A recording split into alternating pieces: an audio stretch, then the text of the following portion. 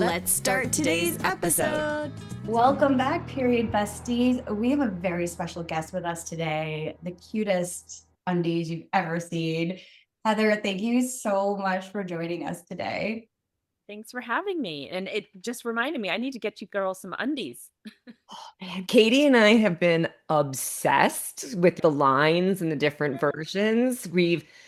First of all, the cutest period underwear we have ever seen, hands down, easily award winning. And we've been doing this for a long time. So when I say I've seen a lot of period underwear and I special ordered cloth pads decades ago because I was like, I want fun ones. All of the cloth pads are made from maternity leftovers. So it's like baby ducks and cute chickens. And I was like, where's the leopard print cloth pads? Where's the sassy tattoo print cloth pads? Where's the vampire cloth pads?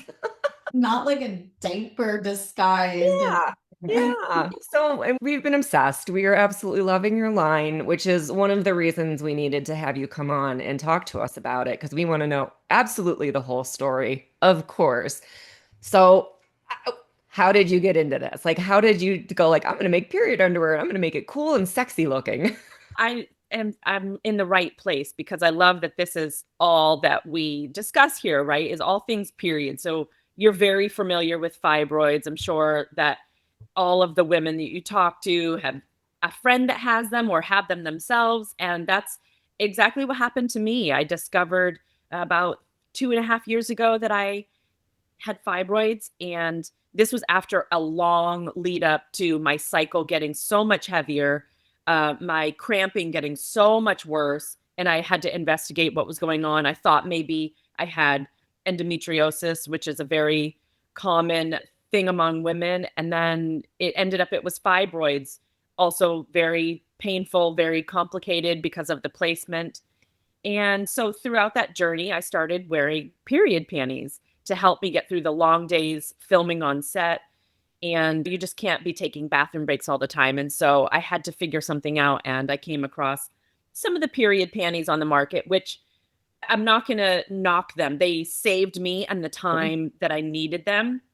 But the problem I was having is that they didn't look great under my costumes. They were kind of bulky. They looked like granny panties. Some of them were almost felt like a diaper. They were just not flattering. And then when I didn't have clothing on and I'm just in the panties, they were certainly not flattering. And I like cute underwear. So I thought, where are the cute period panties? And just like you, I was looking for something cute. I'm like, they have to be out here. Well, they're not. They're just not being made. And I couldn't believe that. I couldn't wrap my head around that. I'm like, if I want this, then so many other women must be looking for it too. And I still wanted something that's functional, that was safe. All of our panties are PFAS-free. We have full coverage ones that not only cover your full bum and everything, but you can sleep in them overnight. And then we have lighter absorbencies as well. And so I just really tried to make sure that I hit every category of what we really need. And then on top of that, I made them cute. So we sacrificed nothing through functionality to get the look that we desired. I spent almost 2 years developing the entire line and manufacturing them. My sister is in fashion and she helped me along this process. And we finally launched a few months ago. It's been incredible. It's been such a great journey. And we're still building. We're still gearing up for all the products. I have so many more exciting products that I want to launch besides just the period panties. I'm growing as fast as I can, and it's been an incredible journey so far. Love it so much. To go back to what you were saying, talk to us about being on set. We've never experienced that. We've had, we work with so many clients that can't go to work because their periods are so painful and heavy. So what is it like to have to show up and be on, right? Like the whole time? Yes, that's a great question because it was a struggle. I'm telling you, there were some days, even when I didn't have to work, that I didn't think I could get out of bed. And I know a lot of women struggle with that. They take time off from work. I have some friends who were recommended hysterectomies and are afraid to get them. And so they take 6 or 7 days off work a month, which is debilitating to your social life, to your income. women are suffering all around. So I just wanted to acknowledge that. And in my industry, it is pretty difficult as well because I can't call in sick. There is no one that can step on set and do my job for me. If I don't come in for a day or an hour, what be it, the entire crew in production is shut down waiting for me. So there was never a day that I got to come in late or not at all. It just doesn't happen in my industry. So I had some difficult days, a lot of ibuprofen, and the bathroom breaks, because when you're on your cycle, you need a certain amount of bathroom breaks anyway. When you have a heavy cycle and you have costumes on that you don't want to stain or spot in, the amount of anxiety that you're going through while trying to do your job is just horrifying. Nobody wants to spot at work. It was a tough time, but the blessing at the end of that, I guess, is that it led me to period panties, and that led me to starting my own line of period panties to help women with the same exact thing I was struggling with. Was that something that was discussed on set with other actresses, or is it kind of something that was just not talked about on like having your period and things like that? So it has just not been talked about. I never discussed it with my friends. I never told my friends that, hey, my period's getting really heavy. Is this happening to you? Is that I was just never having this conversation. And I'm very close with my girlfriends. Like we talk about everything, but not that.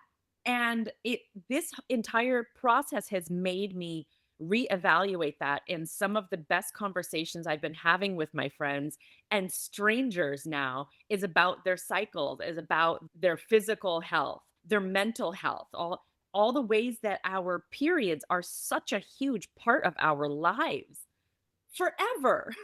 From the time that we're preteens until it doesn't stop. You move out into the phases of menopause and our hormones. This is always a part of our health and women's health, and those conversations have just energized me.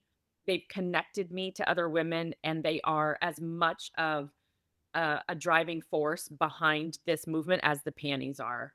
I love having this conversation with women. Several of my friends have gone to get the same treatment, the same surgery that I had. The one who was recommended a hysterectomy, she got the treatment several months after I did, and she is fine. She's able to go back to work now. And so just sharing that information with women is so important. And then the bigger question is, why haven't we been? Why are we ashamed? Why are we not talking about periods? We're all having it, and a lot of us are suffering from it, and we have information that can help each other. So I commend you ladies for having podcasts like this and having a space to have and share these conversations. And it's a big part of how I want to move my brand forward as well. Yeah, I mean, first of all, you really made me think of Manifa. She was, I believe, season two. She was an opera singer.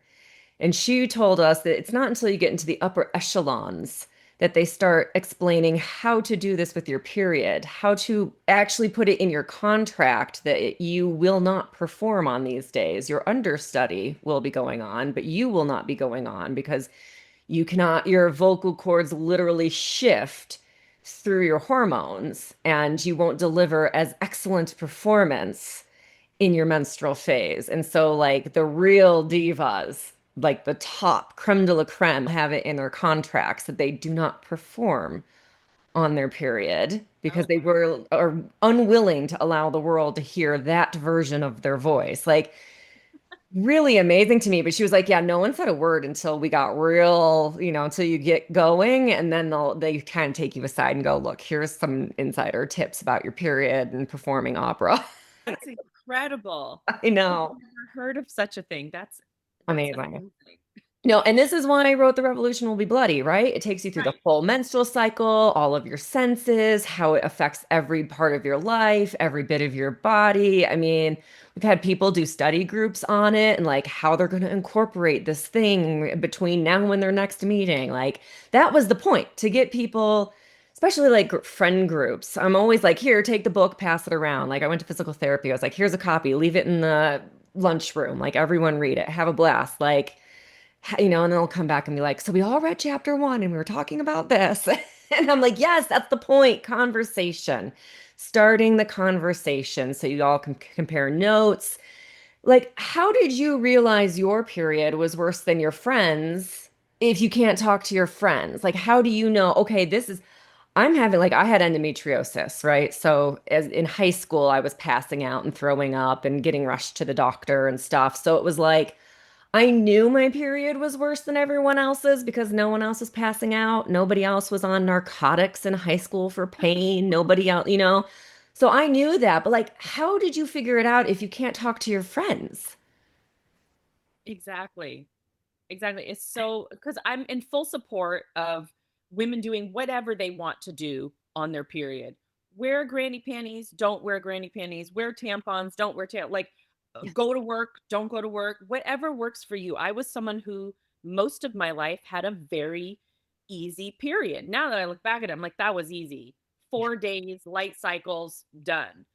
Probably because I was on birth control most of the time. If you've got something like that working for you, then great. Go run the world, go do heavy workouts, lift weights, whatever makes you feel good. But if you're not feeling good, I believe that we should have the same options to help us through those days. It's not a disability to be on your period, but you have to work differently. You've got to work smarter, not harder Yeah. when you're on your cycle. And that's always what I remind myself the days that I just don't have the energy. I'm feeling a little drained from it. I'm like, okay, how can I work smarter today, but not harder? We're not doing harder. That's how Bloody Brilliant Business was born.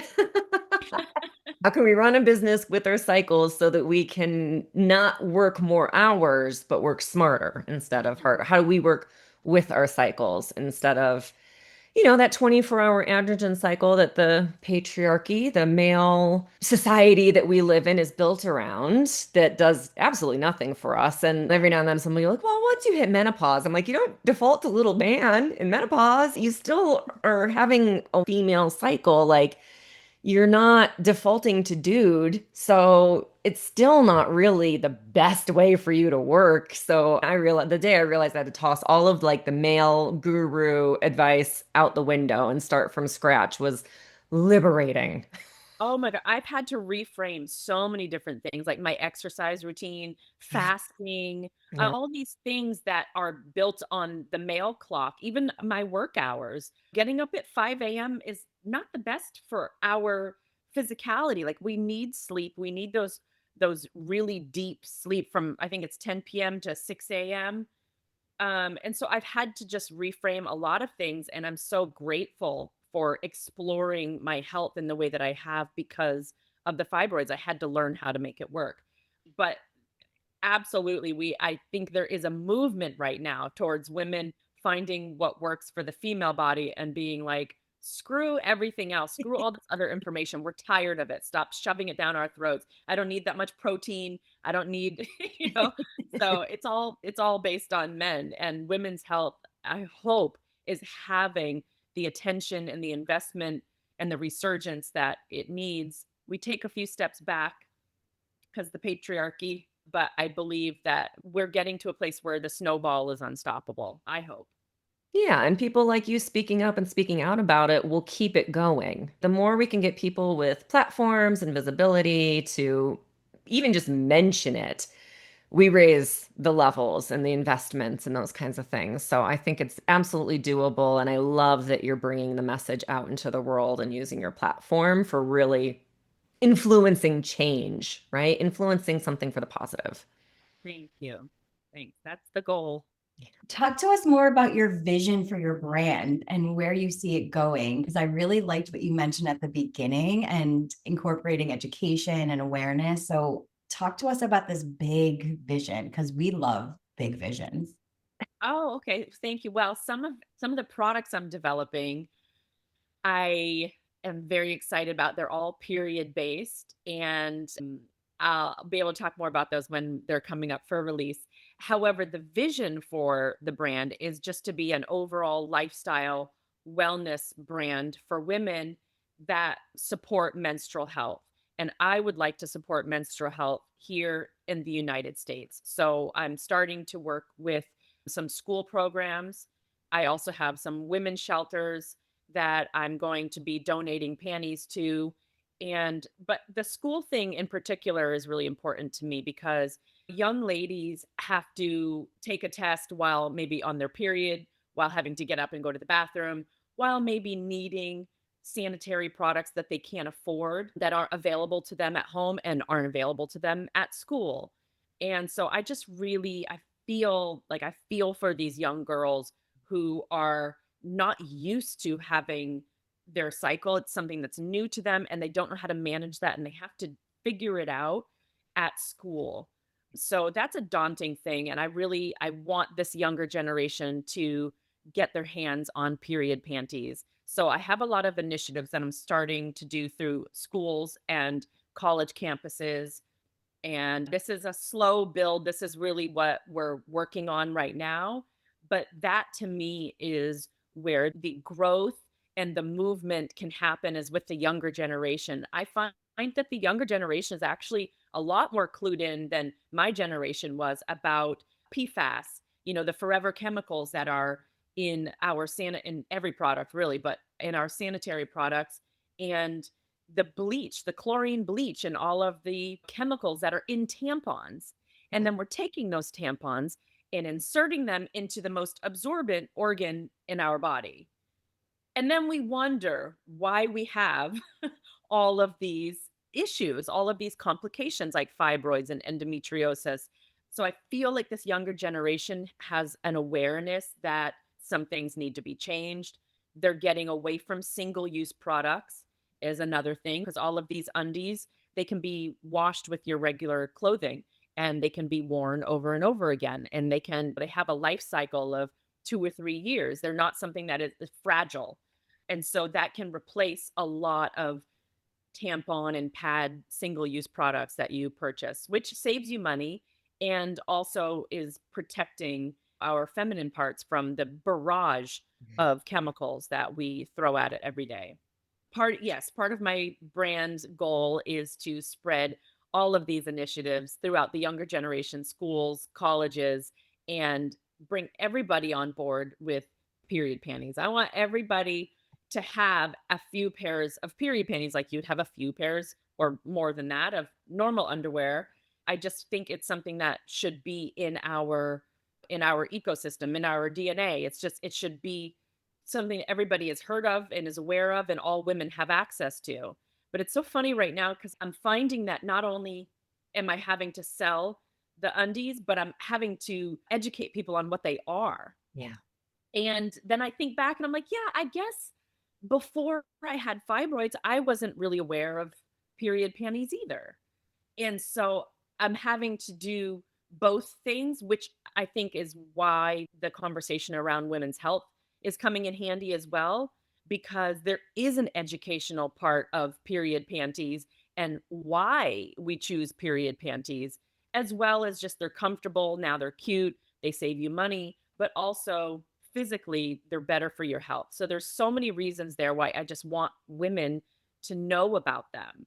And even if they buy a different brand, that's fine. I want women to know that this healthier option is out there because it changed my life. And I think it can change a lot of lives. But we have to start having the open conversation. And then I believe when they see what's on the market and they're shopping for their period panties, they're going to buy California undies anyway because they're cuter. So it's a win-win. Definitely. 100%. And then I saw even in CVS the other day, you can buy period underwear. Yeah. In the stores, but there's still the thicker fabrics. Like you put them on and no matter what your body looks like, they just are not flattering, and it's like things moving all over. You're like, this is not how I feel in regular underwear, right? They're tight. They're too tight. Yeah. They just don't feel great for me personally, no matter, I've tried so many different brands over the years, just like Stasha and Undies. Send them my way because I like underwear. I've always loved shopping for underwear. I remember in high school, Victoria's Secret, that was like the thing to do. I've always loved cute underwear. So Yeah. give me some cute period underwear. Me too. I never realized how into cute underwear I was until couldn't find some in the line that I needed. And I was like, oh, I can't do the granny panty thing. I never have don't like to, don't want to. And I didn't realize it was a thing for me too until you're backed into a corner with it and you look down and you're like, wait, this is what I'm stuck with? No, this is not where we're at right now. I Because you mean, already feel already feel, uncomfortable. yeah, you feel bloated already. You already feel unattractive and sluggish and all of the things. And then wearing a big old granny panty just is not helping the situation. I agree with you on how much they helped. In the late 90s, I found some cloth pads and switched over, and the amount that I bled eased up. And I have been a cloth pad. I also had a cup in 99, maybe 2000. I got my first menstrual cup. And just those reusable products, I mean, endometriosis, one of its hallmarks is heavy periods, similar to fibroids. And my flow lightened up just from switching. It didn't necessarily help with the pain, but it helped make it more manageable. Like I wasn't hemorrhaging so much. And always, I mean, every doctor tests me for anemia, but so far so good. But it was just like those reusables made a significant difference on the amount of flow. Every client that I get that has fibroids or endo or heavy bleeding or anything, one of the first things we do is switch over to reusables. It can make such a quick impact on how much you're bleeding, and just reducing it, easing it up a little bit can make such a huge difference. And then you feel a little bit better. You feel a little bit more like, okay, something is working. Like now I can really make some bigger steps and some bigger changes. It's a really great place to start. I love that. I was going to ask you that too. So you're finding that the people that you work with are having a reaction to not using tampons and not Oh, yeah. using these toxic products, because I felt that with myself when I started wearing period panties. I felt my cramps ease up. Mhm. Also because I was so bloated with the fibroids and just the thought of inserting, this is graphic, but really the thought of putting anything else up there, I was just like, I can't. And then I've since heard that tampons can exasperate your cramps. So that is what you're finding with your clients. Oh, Oh, yeah. definitely. Yeah. Yeah. I Nope. had a college professor who couldn't teach for her whole class, and she kept having to run out, and the TA would have to take over. And then we switched her to reusables, and she was able to teach her whole class, and it dramatically decreased the amount that she was bleeding. Yeah. Yeah, I just Wow. had somebody with fibroids come to my food class on eating for your cycle, and she was like, I have fibroids. And I was like, okay, well, first thing you should do is switch out and then start eating for your cycle and help get some of that excess estrogen out and those kinds of things. But yeah, it was like, it's such an easy go-to for people to just make a difference right out of the gate. And then you can do all those other things. You can change the workout. You can change how you're working. You can change how you're eating. You can make those longer term shifts, but you have a little bit of ease, which just, that little bit of a break, it makes such a difference for your mindset, your health, your spirit, your mood. So it's really good. You should check out Days for Girls. It is a non-for-profit that their literal mission is to get those days of high school back for girls so that they can graduate. And they work around the world. They do cloth pads. They teach people how to make them. They teach people how to start businesses with them. But they also, like, their central mission is to get girls to graduate from high school instead of having to drop out because of their periods, which is amazing. And then Katie and I have a nonprofit doing education, and one of our focuses is low income communities that could use the education around cycles in a way that works for them. So, they might not be able to go out and buy this thermometer brand or whatever, but making a couple of shifts here, something they can do easily in their areas. And just the knowledge of like your fertile window, your unfertile, like those kinds of things can really help with family planning in areas that can't get doctors or prescriptions or those kinds of things. So we do a lot of education on our end about menstrual cycles and alternatives and options. It's really like, I love seeing the nonprofits and the education and like working together with people. I've worked with Days for Girls. We, whenever we can come together and help each other out, it's always better for both of us. So it's good I love stuff. that. That's so amazing. That information is so valuable. And as women, that's what we're supposed to be passing on to other women and they'll pass it on. It's just like Exactly. somehow over the generations, this was lost. I'm pretty sure that the knowledge around periods and syncing with the moon and, all these things, they used to be more discussed Yeah. in the women's society. And I feel like somewhere along the way, it became shame and you're not supposed to talk about it. We don't share this information. And I feel like that's how women have, in a lot of ways, like sacrificed the power and the energy that we have as we're not communing anymore. We're not bonding over the things that make us who we are and that really are our superpowers, Yeah. but it's being pushed down and misused. And I feel like we're like the new revolution It trying is. to get this back on track. It absolutely is. It's one of the first things I talked about in the revolution was how did we get so separated? And turns out it was illegal for women to gather, or else you were a witch. And they did murder an amazing amount of midwives and herbalists and people who had that kind of specialized knowledge. But then it was just you weren't allowed to be in groups.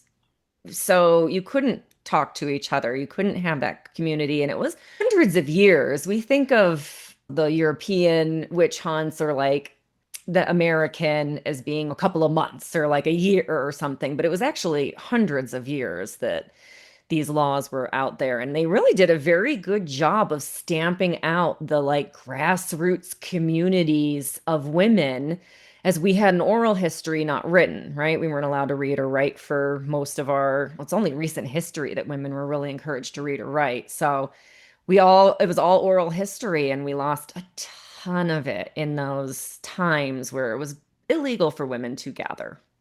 Wow. And you have to think that we were born into that. Our mothers Yeah. were born into, and our grandmothers were born into the generation where you did not speak about it, where maybe you weren't even voting and you weren't working, you weren't allowed to take out a bank loan, all of these things. We have to realize we're the very, very early generation of the change, Oh, of the switchback. Like they did such a good job manipulating and cursing the women's cycle that our ancestors were born into the shame and the silence, and that's just the way that it's been.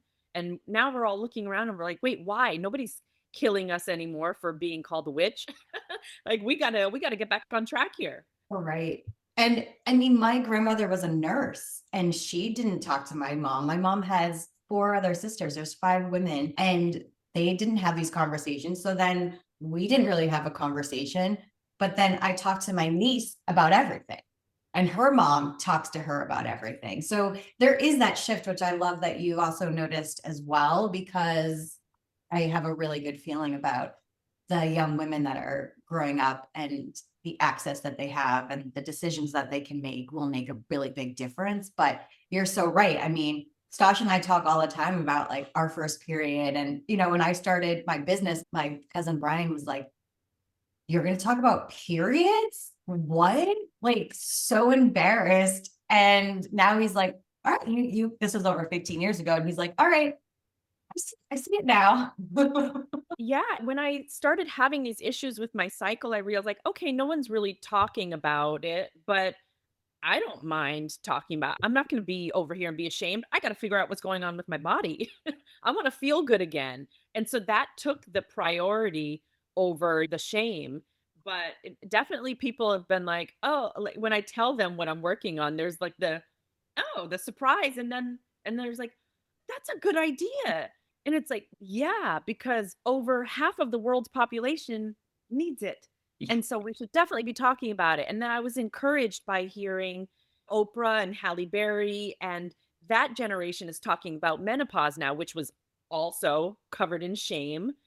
And they're saying, screw this. I need to know what y'all are doing about your hot flashes. Like, talk to me.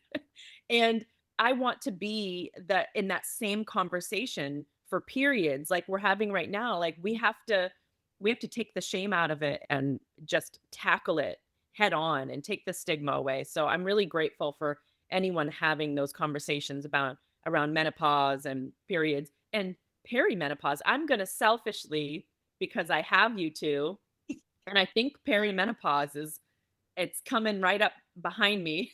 Yeah. What are some of the things that I could start to change to balance the estrogen in my body as it starts to deplete? Is that right? Well, at first, it kind of goes a little haywire. Progesterone is gonna like slowly, if you're not having your cycle every month, right? You only have progesterone when you ovulate. So if you're not having a period every month and you're not ovulating, so that's when you notice more. What we started noticing was kind of that irritability, the rage, and then at the same time, the estrogen gets really erratic.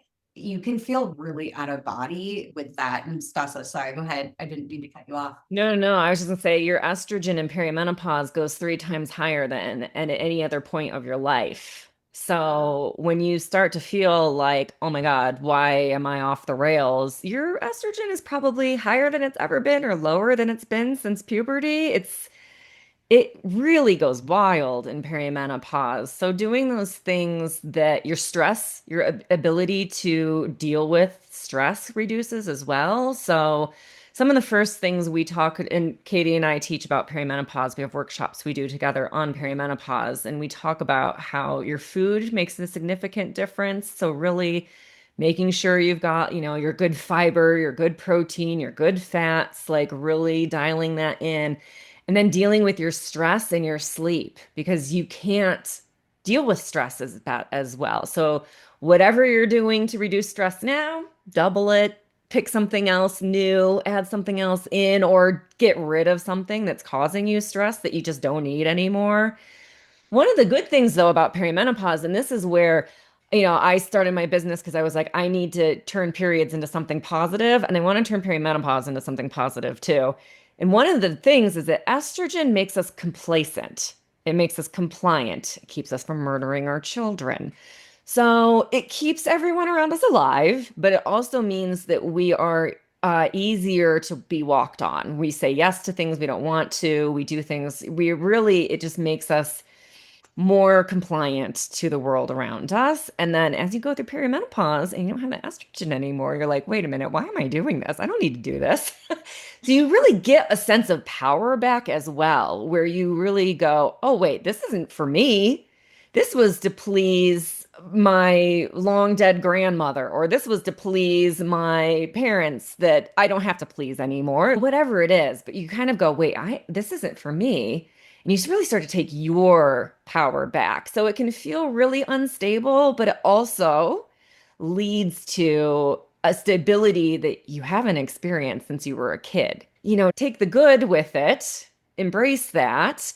And well, what are some of those boundaries that you can start putting in place now to help you manage that stress better, that can help you get better sleep, that can help you, like what's your sleep ritual at night, the things that you do to really like make it chill, make it, maybe it's getting off screens an hour earlier, maybe it's going to bed an hour earlier, whatever it is. But like, what are those boundaries that you can put in place to make it easier for you to deal with stress?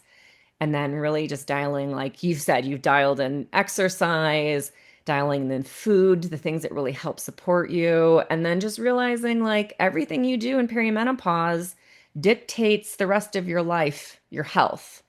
You're building up your bone density bank. You're building up your cardiovascular health, which is the number one killer of women. All the things that you do in perimenopause are depositing into your bank for your postmenopause, hopefully half of your life. It's really just about depositing in the bank for your future as well. I love that. Thank you so much for answering that because I think like I said, I don't know if I'm in it yet, but soon come, I'm sure. And I think a lot of my audience as well, we're going to start this journey together. So thank you so much for those helpful tips. I think for me right now, I have itchy ears and That's a sign. somebody said that's a sign. I Mm-hmm. think that's my only sign right now, although I did have like a night sweat last night. I was like, what is that? And I opened the window. So I like to think that maybe it was just I needed to turn on the AC or something, but I don't know. Maybe it's coming for me. Maybe the itchy ears are a thing. It was one of my first signs was Yeah, itchy ears. same. Yeah. And Oh my do gosh. you listen to Amy Poehler's podcast, The Good Hang? I don't. I follow her, so sometimes I get clips of it, but I haven't listened the whole way through. She had Jennifer Lawrence on the other day, and she was talking about her itchy ears, and Amy Poehler was like, "That's a sign of perimenopause." And it went viral. That's what I was wondering if you had saw the clip, but it's true. Like the itchy ears, I noticed years ago. I'm like, why? I've never I know. itched my ears so much. Like, what I was keep happening? thinking it's a piece of hair or something. Yeah. It's bleeding my ears out. I'm like, what's going on with my ears? Yeah. Yeah. I woke up like 10 times one night because my ears were just like so itchy and I couldn't do anything about it and just kept waking me up. But Yeah. you'll also see that your cycle shortens just a hair. So if you've tracked your cycle, if you know, like my periods usually no shorter than 24 days or something, and you see that first like 23 day or 22 day, that's also one of the very early signs of perimenopause that most people don't notice because most people don't really like track it. But if you are paying attention, you'll notice a day or two of a shorter cycle than you've ever seen before. So my actual, I track my cycle and I am timely, like to the day my period starts every month. However, I noticed that last month, my actual cycle, my period cycle, like my days Mhm. of bleeding were shortened. Yep. So usually I have a 5 or 6 day ish. And last month, I think it was like 4 days and done. Is that the same Yep. thing you're talking Yep. about? Yeah. Yeah. Okay. Yeah. It can also look like you just bleed a little bit less than normal. Like normally you're using like heavy period underwear, but suddenly you don't really need the heavy. You can really just get away with a medium, or it can go the other direction and be heavier. So you'll see a volume change in blood or like the length of time. Oh, absolutely. You might see Well, more see, clots too. I am learning things. I am so glad that we have this conversation and that we're able to share, right? Share the information because oh yeah, I need to start paying attention to some things, I think. Yeah, that's the whole thing when we teach our workshops, we're just like pay attention, start charting, notice not only your period and like the color of the blood and the length and your cycle, but your moods, your cravings, your sleep. Did you have a hot flash or were you just eating the AC? Were you sweating? I was with family this past weekend and I'm freezing all the time. And they were like, not for long. And I was like, oh no, I'm 47. I'm still cold. I have a hot flash. So Yeah. I don't know if I'll get them or not, but it was just funny because they're like, wait, you're still cold. Like every time I go into their house, they give me slippers to wear because my feet are freezing. And I was like, yeah, I haven't had one yet. Yeah, they're not required as it turns out. No. But funny enough, black cohosh is actually the most studied supplement for perimenopause for hot flashes, and it's statistically significant. It does outperforms placebo every time, does really well. Though the only thing that I have seen is that there's really no consistent dosage. It's really like just take it until it works for you, seems to be like the studies I've looked at, because like some people were on wild doses in those studies, and I was like, well, I guess it worked out for them. But so like my best friend has hot flashes, and I was like, girl, just start stepping up your black cohosh until it stops being so bad. Like just keep stepping it up a notch and let it kick in. Oh, wow. I so love that we're able to uh, go from subject to subject with this, all based around women's health, right? Because it Yeah. just shows you that I came into this conversation as someone who has been paying very close attention to my cycle, to what my body changes, thought maybe I have a little, a little symptom of this, but I don't really know, but I'm keeping an eye on it. It just shows how much we really have to be so diligent about our own health. Like I'm someone who's very consistent with my sleep scheduling, with my eating and exercise and all these things. And it just shows that our body is constantly changing. There's new information that we have to pay attention to. And even those of us who think we're handling it all on our own need to bounce it off someone who's been through it, someone who studies it, and to just give us that heads up of other things to look for or the black cohosh, Yeah. herbs and supplements that can help. Wow. And now my mind is blown. Now I'm going to go do all this research and look back in my tracking app and be like, what was going on? Yeah, that's why Katie and I do what we do and teach what we teach and period coaching school because somebody's got to go out there and educate other people. And one thing that I will mention that may come up for you and your communities is you should know women of color experience a longer perimenopause. So it seems to be that Black women experience the longest, and then Latina, Asian, white. So it can be 10 or more years that you can start in perimenopause and get through to the other end. So it's something that I like to remind people of because even you just something starts going weird in your like late 30s and you're like, this is too young. And it's like, actually, it's not. It's not, I mean, even white women start feeling it in their late 30s, but definitely women of color start to pick up on things in their mid to late 30s. And then, of course, they get gaslit more often at the doctors. So then they're suffering for longer, they're getting gaslit for longer. And this is where talking to each other and those community vibes can make a significant difference in just feeling like you're not crazy.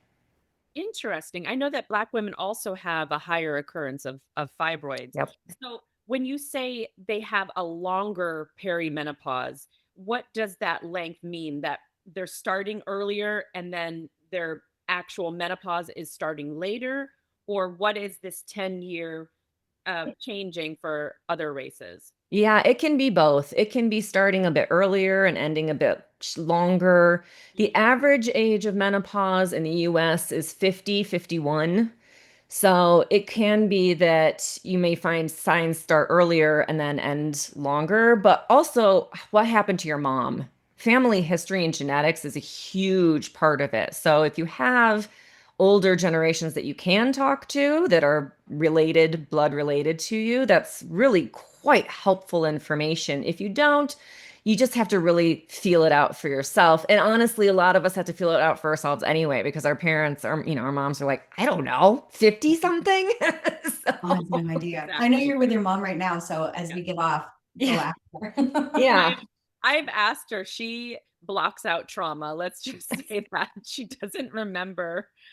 She doesn't remember. It's one of those things that her and her friends did not talk about. Yeah. She maybe saw, an article in a magazine that helped her, like, you might be in menopause if you're having hot flashes. And she was like, oh, okay. And that's the extent of the information she had about what was happening to her, especially because of the way that I was raised, which would have been her menopausal years. We were off the grid. So she didn't have the internet to Google Right. what's happening to me. She didn't have a TV show or a news report or anything that she could consult for this type of thing. But what she did do and was she got very big into natural healing and herbal medicine, and a lot of her friends were into that too. And so I think without directly addressing the problem, they would just share this information of like, oh, you got to try this thing, I'm really liking it. It would just be that type of thing, because I have developed a lot of very healthy habits from her that I think she introduced to herself as a coping mechanism, although her memory of it is pretty fuzzy. No, that's so smart. That's like, I'm having trouble sleeping. Oh, have you tried hops? Try a Mhm. hops tincture. And it's like, Exactly. not because of menopause. I'm just having trouble sleeping. Exactly. Oh, that's amazing. Should we do our lightning round? Are we ready? Yeah. Well, before we do that, tell everybody where we can find your cute period undies. Yes, you can find them at californiaundies.com, and we have just introduced new sizes. So we now have extra small through 5XL in a lot of our styles. So there's something there for everyone. And I can't wait for everyone to grab a pair. Amazing. And we'll put the Wonderful. link in the show notes. So there's a clickable link in your show notes to make it easy for everyone to go grab a pair. You should. They're so cute. Oh my God. Go get a pair right now. Yes. All right. Are you ready? Yes. Use your intuition, quick, fast. And our first question is, what's your favorite junk food? Fried chickpeas. Oh, yeah. So good. What's your favorite TV series? You can say your own. I watch Schitt's Creek over and over, especially with the passing of the matriarch there. It's been very sad. So I'm rewatching that now. It's so good. And I cried so hard when I heard that news the other day. So sad. What's a household item that you just can't live without? Lemon. Oh, It's nice. a good natural cleaner. It's great in your water first thing in the morning. Yeah, just always have some lemons around. Nice. Naps. Do you take naps? Yay or nay? I am not a napper. I've always been so jealous of nappers. I can't nap. I've tried. I get so frustrated about the amount of time I've wasted trying to nap and then didn't. And then, yeah, I'm not a napper. Same. I get jealous too. All right. Last question. Where was your favorite vacation spot? Ooh, I just was in Nevis for work. However, it is a absolutely stunning vacation spot, and I did have a few days off, so I'm gonna go with Nevis. It's in the Virgin Islands in the West Indies, and it is worth the trip down there. It's gorgeous. It's Great food too. Oh, it's my dad's favorite island. Every time he comes back, he talks about wanting to move there. Okay, I have one bonus question for you because we're pop culture people and we love it. Where was your favorite place to film? Portugal. I was so blessed to spend a month in Portugal for Hallmark filming the movie A Pinch of Portugal. I played a chef. And when I tell you we just ate our way around Portugal for an entire month, it was amazing. Not a minute of it felt like work. Oh my God, I That's love one of Portugal. those times that I just love what I do. I always love what I do, but that was very special. Incredible. All right. Well, we'll have links in the show notes. And obviously, if you want to see Heather's work, we'll list some of the shows and things you can catch her in because you just should go support her work as well as an actress. And of course, her work as a period underwear, hopefully soon to be matriarch of the industry. We love to see it. Thanks everyone so much for tuning in and chatting with us. And we'll see everybody in the next episode. Thank you so much. Bye for now. Thank you. A big shout out and thank you to our sponsors for today's episode, Period Coaching School and Katie Bressek Wellness. Thanks to you, our favorite bestie, for listening to the Period Besties podcast, where no topic is TMI. And of course, share this episode with your besties. Remember to leave us a 5-star review, nothing less than the best for us besties, and subscribe wherever you listen to podcasts. You can follow us on Instagram at Stasha Washburn and at Katie Bressack, or email us at periodbestiespodcast@gmail.com. Check out more about us at katiebressack.com and periodcoachingschool.com. And of course, check the show notes for free goodies and extras that support this episode. We'll see you on the next episode. Bye for now, besties.